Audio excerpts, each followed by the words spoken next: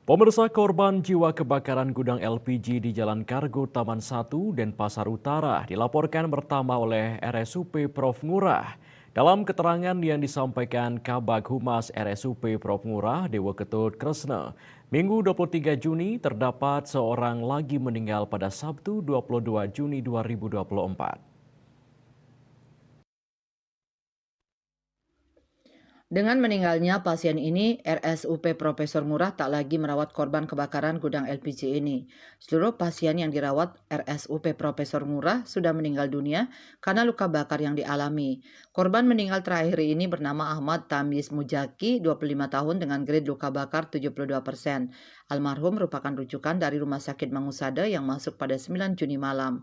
Korban meninggal pada Sabtu pukul 16.20 WITA. Dengan meninggalnya Tamyiz, RSUP Profesor Ngurah melaporkan sebanyak 17 orang meninggal karena kebakaran gudang LPG itu. Sedangkan satu korban jiwa dilaporkan Rumah Sakit Wangaya.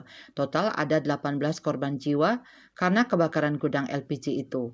Selain Tamyiz, korban jiwa lainnya adalah Suherminadi, Didik Suharyanto, Muhammad Sofyan, Diki Pancaramadani, Mukis Bayudi, Wiri Suardi, Yola Aldi Sulianto, Umar Effendi, Danu Sembara, Eko Budi Santoso, Katiran, Yoga Wahyu Pratama, Purwanto, Petus Juwarut, Robi Aprianus Amput, Yudis Aldianto, dan Edi Herwanto.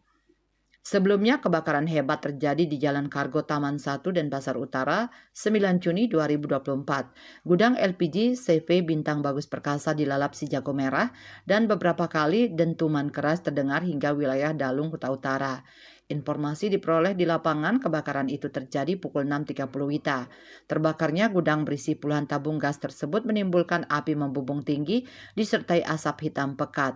Data kepolisian menyebutkan ada 18 korban luka bakar akibat peristiwa ini. Dalam peristiwa ini pemiliknya Sukojin 46 tahun dijadikan tersangka dan ditahan pada Sabtu 15 Juni. Polisi mengenakan pasal berlapis pada Sukojin. KMB Bali Pos melaporkan.